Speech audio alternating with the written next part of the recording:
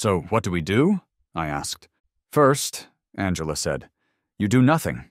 Don't confront her, don't talk to her, don't even look at her. Let me handle all communication. This is a legal matter now, and we don't want to give her any ammunition. Got it, I said. Radio silence. And Dave, Angela added, her voice turning serious, call the police. This is a crime. She needs to be held accountable. Well, that's something, Officer Jones said, shaking his head in disbelief. Looks like someone really had it in for your swing. Tell me about it, I said grimly. Officer Jones nodded. Trespassing, vandalism, destruction of property. She's looking at some serious charges. And frankly, he added with a slight smirk, I've dealt with Karen Whitmore before. She's a real piece of work. We'll keep you updated, Mr. Swinger, Officer Miller said, handing me a card. But I think you can rest assured justice will be served. All right, let me tell you about my porch. And more specifically, about my porch swing.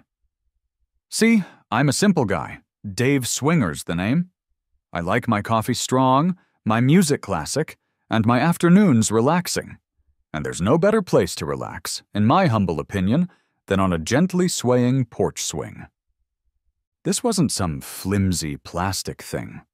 This was a classic wooden bench swing, the kind you see in old movies, hanging from sturdy chains that were bolted securely to the porch ceiling. It was solid, well-maintained, and as far as I was concerned, perfectly safe. I'd spent countless hours on that swing, drinking my morning coffee, reading books in the afternoon, watching the sunset in the evening. It was my little slice of tranquility, my escape from the stresses of work and the general absurdity of modern life. It was peaceful. It was relaxing. It was perfect. And it had been that way for years. I'd hung that swing the day I moved into my house in Pleasant Valley Estates, and it had been my faithful companion ever since, until the letter arrived. I was just coming back from my morning coffee and swing ritual, feeling refreshed and ready to tackle the day, when I saw it. That dreaded cream-colored envelope, lying there on my doorstep like a coiled rattlesnake. The Pleasant Valley Estates Homeowners Association logo was printed in the corner, a symbol that instantly filled me with a sense of foreboding. Oh no, I muttered, picking it up with a sigh. What is it this time? I have had a few run-ins before. I ripped open the envelope, my heart already sinking, and there it was, in black and white, the latest assault on my peaceful existence. Violation notice, outdoor furniture. It has come to the attention of the Architectural Review Committee that your property contains a porch swing that does not comply with community uniformity standards. As per Section 8, Paragraph D of the Covenants, Conditions, and Restrictions, all porch furniture must be of an approved design and material. Please remove or replace the non-compliant swing within 14 days of the date of this notice. Failure to comply will result in escalating fines and potential further action. Uniformity standards? I stared at the letter, my jaw dropping open. Uniformity standards? It was a swing, a porch swing, a classic piece of Americana. What was non-compliant about it? Was it the wrong color? Was it not beige enough? Did it swing too enthusiastically? I was baffled, and of course, annoyed. This was ridiculous. This was an act of war. A war on relaxation. I grabbed my phone and dialed my neighbor and friend, Mark. Mark lived across the street and had his own, slightly less dramatic, but still annoying history with the Pleasant Valley Estates HOA. "They're after my swing, Mark," I exclaimed as soon as he answered. "My swing! Can you believe this? They're saying it doesn't meet uniformity standards. What does that even mean? Are they going to start dictating the color of our underwear next?" Mark chuckled on the other end of the line. "Sounds like Karen Whitmore's on a rampage again, Dave. She probably saw you enjoying yourself and decided to put a stop to it." "Karen," I growled. "Karen Whitmore, the HOA president and the undisputed queen of Pleasant Valley Estates." The woman was a tyrant, A dictator, well, she was a Karen. "Don't let her get to you, man," Mark said. "Fight the power. Fight for your right to swing." "Oh, I'm going to fight," I said, my voice hardening with resolve. "But I'm not just going to fight with words. I'm going to fight with... Well, I'm not sure what I'm going to fight with yet, but it's going to be good." The next HOA meeting was my chance to confront Karen, to plead my case, to defend my beloved porch swing. I knew it was probably a lost cause, but I had to try. I prepared for the meeting like I was preparing for a courtroom showdown. I gathered evidence. I printed out pictures of my swing from every angle, showcasing its classic design and sturdy construction. I even dug up the original receipt, proving that I'd purchased it from a reputable home improvement store. I also got my maintenance record. It was impeccable. The community center was, as always, a monument to beige conformity. Beige walls, beige carpet, beige furniture.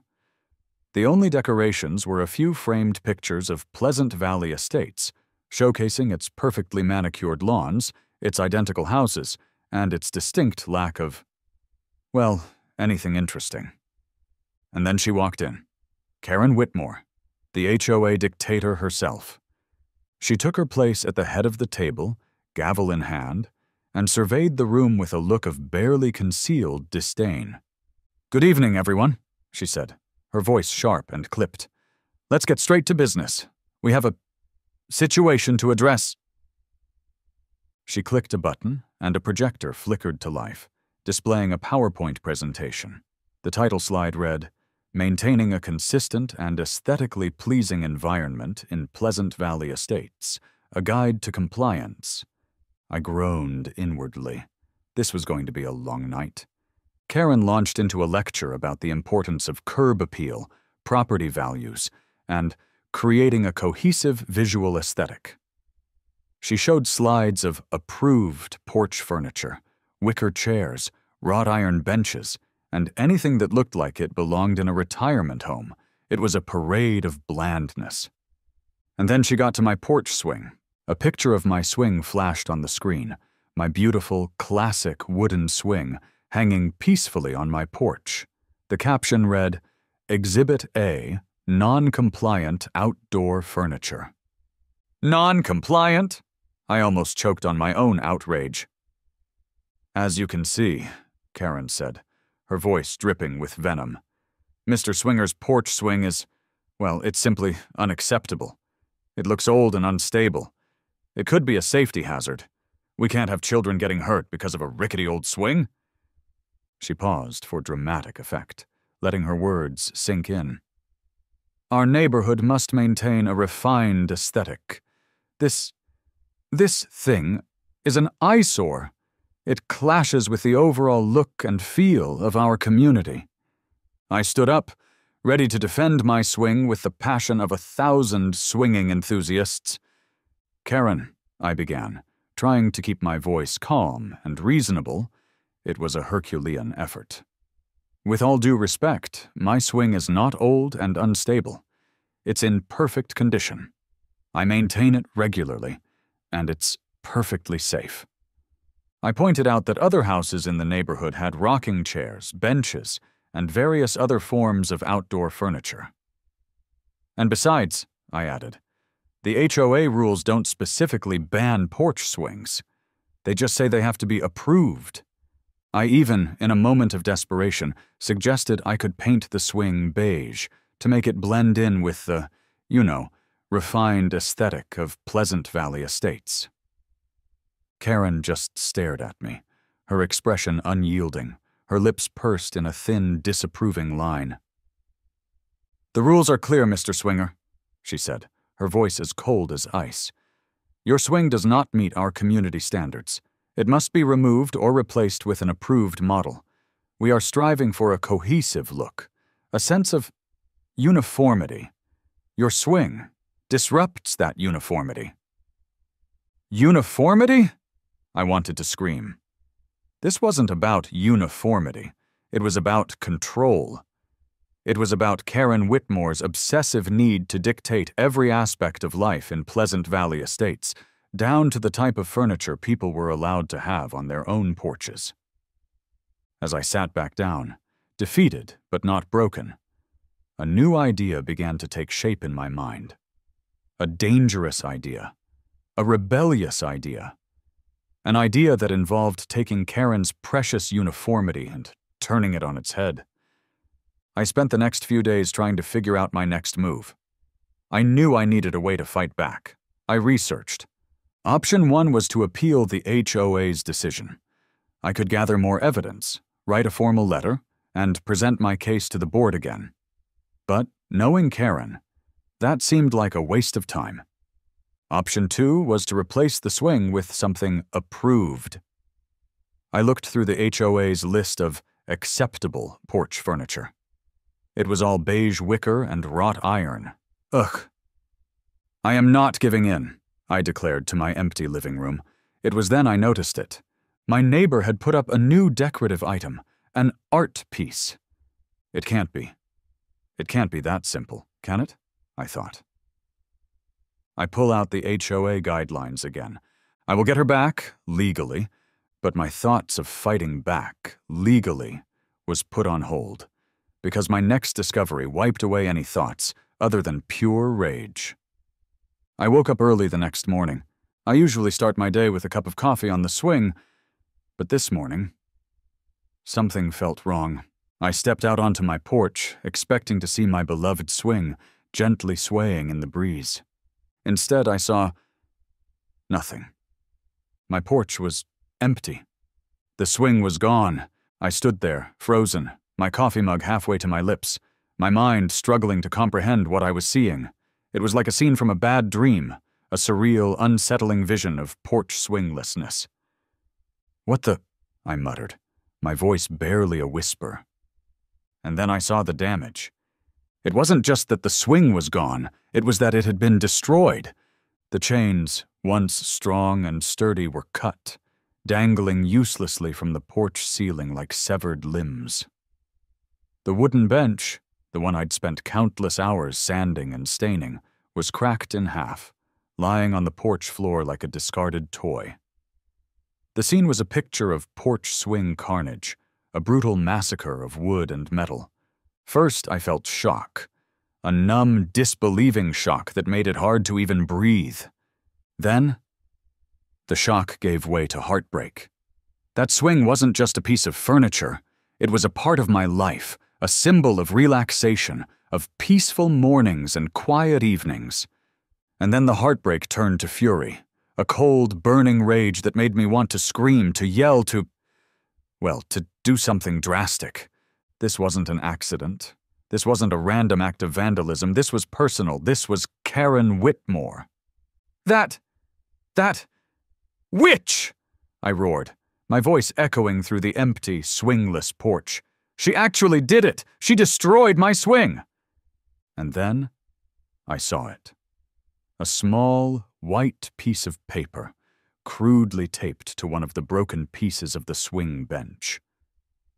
I snatched it up, my hands shaking with anger. And there it was, written in shaky, all-caps handwriting. "Now it's a safety hazard." The note was unsigned, but I didn't need a signature. I knew who had written it. I knew who had done this. It was Karen, making her point in the most cowardly, most destructive way possible. I remembered the security cameras. I rushed inside, my heart pounding with a mixture of dread and anticipation. I logged into my security system, fast-forwarded through the footage from the previous night. And there it was, clear as day, captured in the cold, unforgiving infrared light of the security cameras, was the evidence of Karen Whitmore's crime. It showed her, sneaking onto my porch around 3 a.m., looking like a deranged ninja in a pastel tracksuit. She was carrying bolt cutters, and she had a look of grim determination on her face. I watched, my blood boiling, as she attacked my swing. She hacked at the chains with the bolt cutters, the metal screeching in protest. She smashed the wooden bench with a hammer, splintering the wood. She even ripped the cushions, scattering the stuffing across my porch. It was a brutal, senseless act of vandalism. It was a declaration of war. And then, as if to add insult to injury, she taped that ridiculous note to the broken swing before scurrying away like the cowardly, porch swing-hating villain she was. "That's it," I said, my voice dangerously low. "That's it." I grabbed my phone and dialed 2 numbers, my lawyer and the police. It was time for some payback.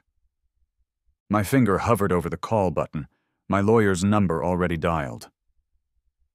She went too far, I say to myself, hitting the button. "Angela," I said, my voice tight with controlled fury. "She did it. She destroyed my swing, and I have it all on video." Angela, my lawyer, a sharp, no-nonsense woman who'd represented me in a previous HOA dispute involving a garden gnome that was deemed too whimsical, don't ask, was instantly alert. "She destroyed it?" Angela asked, her voice a mixture of outrage and, was that excitement? "Are you serious? Do you have proof?" "Oh, I have proof," I said grimly. "Security camera footage, crystal clear. You can practically see the crazy glint in her eyes as she's hacking away at my poor, defenseless swing. I could practically hear Angela rubbing her hands together on the other end of the line. "Dave," she said, her voice filled with a lawyerly glee that was both terrifying and comforting. "This is beautiful. This is perfect. She trespassed. She vandalized. She committed a crime. We're not just talking about HOA fines anymore. We're talking about legal action." "So, what do we do?" I asked, feeling a surge of vindictive satisfaction. "First," Angela said, "you do nothing. Don't confront her. Don't talk to her. Don't even look at her. Let me handle all communication. This is a legal matter now, and we don't want to give her any ammunition." "Got it," I said. Radio silence, but what about the swing? "Leave it," Angela said. "Don't touch a thing. It's evidence.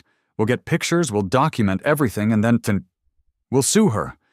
We'll sue her for the cost of the swing, for the emotional distress, for the sheer audacity of it all." "I like the sound of that," I said, a slow smile spreading across my face. "And Dave," Angela added, her voice turning serious, "call the police. This is a crime. She needs to be held accountable." So I did. I called the Pleasant Valley Police Department and reported the vandalism. 2 officers, a young, earnest-looking one named Officer Miller, and a more experienced, seen-it-all one named Officer Jones, arrived at my house a short while later. I showed them the remains of my swing, the broken chains, the splintered wood, the shredded cushions. "Well, that's something," Officer Jones said, shaking his head in disbelief. "Looks like someone really had it in for your swing." "Tell me about it," I said grimly. I then showed them the security camera footage. They watched in silence as Karen Whitmore, HOA president and porch swing terrorist, carried out her midnight massacre. Officer Miller let out a low whistle. "That's pretty clear, Mr. Swinger. We'll definitely be paying Mrs. Whitmore a visit." Officer Jones nodded. "Trespassing, vandalism, destruction of property. She's looking at some serious charges. And frankly," he added with a slight smirk, "I've dealt with Karen Whitmore before. She's a real piece of work." "Tell me about it," I said, feeling a surge of satisfaction. "She's the reason I had to install these cameras in the first place." "We'll keep you updated, Mr. Swinger," Officer Miller said, handing me a card. "But I think you can rest assured justice will be served." Justice. Yeah, that sounded good. But justice wasn't enough. I wanted revenge. And I had a plan. A glorious, ridiculous rollercoaster-themed plan. And Karen Whitmore was about to get a one-way ticket to a world of HOA-defying fun. I wasn't just going to replace the swing. That would be too easy, too predictable. I needed to do something bigger, something bolder, something that would make Karen Whitmore regret the day she ever crossed paths with Dave Swinger, porch swing enthusiast. I grabbed a notepad and a pen and started sketching. My initial ideas were ambitious. Maybe a giant animatronic swing shaped like a T-Rex, or a swing that launched you into a giant net, or... Okay, maybe tone it down a bit, Dave, I said to myself, realizing I was getting a little carried away. We need something that's both outrageous and technically legal. And then it hit me. A swing? But more. I started sketching again, my pen flying across the page. I envisioned a seat, a single-person seat, but not just any seat. This would be a seat that was part swing, part roller coaster. It would remain in the old swing's location, but that's where any similarity ends. This is it, I said to Mittens, my cat, who was watching me with a mixture of amusement and concern. This is genius. I knew I couldn't build this thing myself. I'm handy with a computer, sure, but I'm not exactly a master welder or a structural engineer. I needed professionals. So I started making calls. I contacted a local metal fabricator, a guy named Tony who specialized in custom railings and gates. I explained my vision, carefully omitting the revenge part, of course.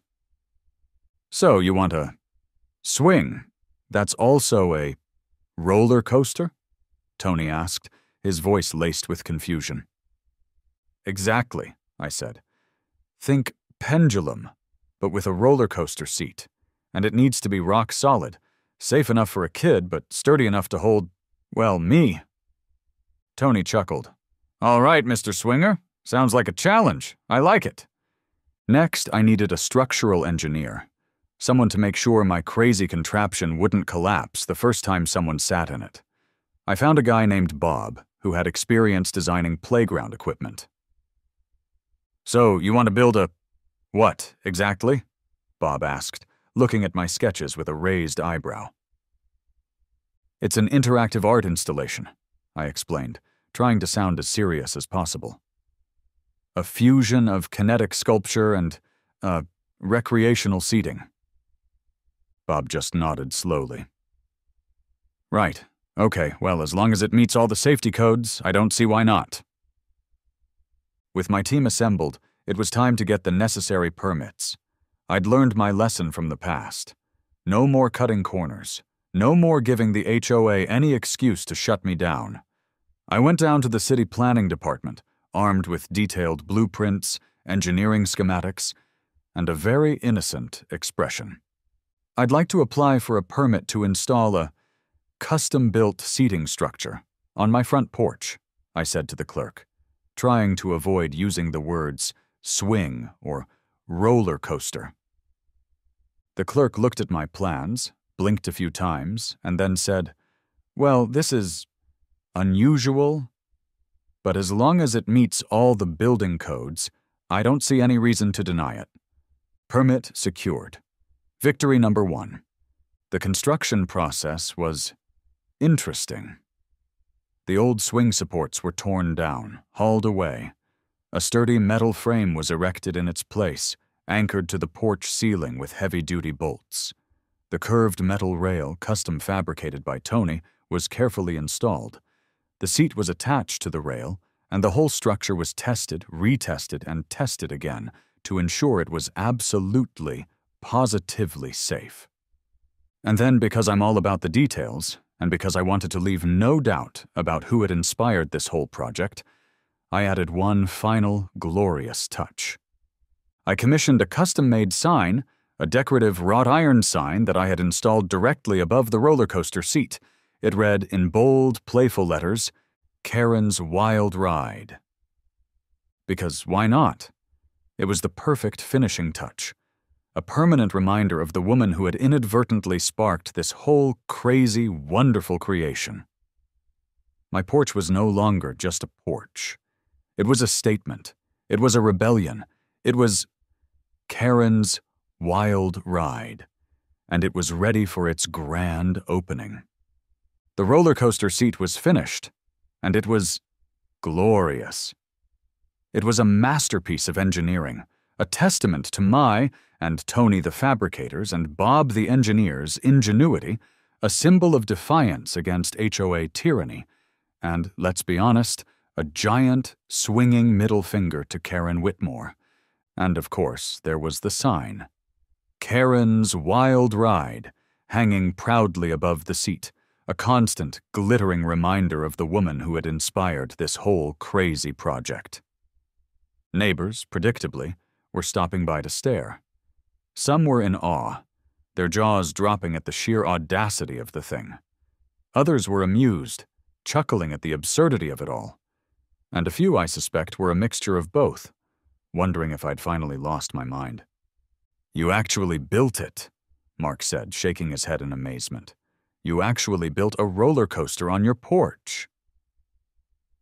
"It's not a roller coaster, Mark," I corrected him. "It's an interactive art installation." "Right," Mark said, grinning. "Of course, how silly of me." And then it happened. Karen saw it. I, of course, was prepared. I was sitting on Karen's Wild Ride, gently gliding back and forth, wearing a safety helmet for added effect, and a smug grin. Karen finally emerged from her car, her movements stiff and jerky, like a robot whose circuits had shorted out. She stormed up my driveway, her heels clicking angrily on the pavement, her floral print dress billowing around her like a flag of surrender, though she'd never admit it. "What is this?" she screamed, her voice shrill enough to shatter glass, pointing a trembling finger at the roller coaster seat. "What have you done?" I calmly stepped off the seat, adjusting my helmet.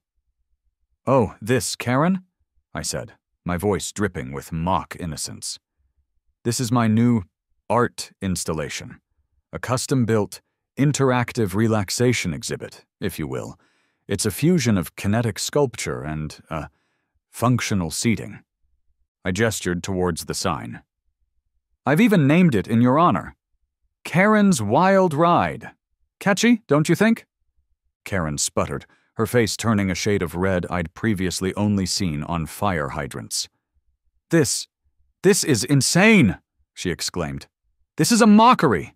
You've turned your porch into a theme park, a circus. It's... Actually," I corrected her with mock politeness, "it's a single-person, very mild roller coaster-style seat. And, as I'm sure you're aware, as per the HOA bylaws, Section 10, Paragraph C, custom-built art installations are exempt from HOA oversight, provided they meet all local building codes and safety regulations, which, of course, it does." I patted the sturdy metal frame. "Safety first, you know?" I then pulled out a stress ball shaped like a miniature roller coaster car from my pocket. "Care for a squeeze, Karen? It's very therapeutic. I find it helps with the stress of dealing with unreasonable neighbors." Karen just stared at me, speechless, defeated. She looked like she wanted to scream, to yell, to tear down the whole structure with her bare hands. But she couldn't, because I'd played by the rules. They're ridiculous rules. But still, and I'd won. Predictably, Karen's next move was to call an emergency HOA meeting. She was going to ban art installations. She was going to change the rules. She was going to try something. That emergency meeting? It didn't quite go as Karen had envisioned. She had hoped, no doubt, that people would see it her way. She was wrong. First, and most importantly, there was the little matter of Karen's midnight raid on my property. My lawyer, Angela, had filed charges. Karen, and the 2 other board members who were with her, they were facing some jail time. The lawsuit was also in full swing, and the HOA was not doing well. Then there was the bad press Pleasant Valley Estates was getting. I had people come up to me and thank me.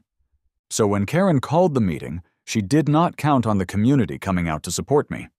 She was heckled, dismissed, and had things thrown at her. Figuratively.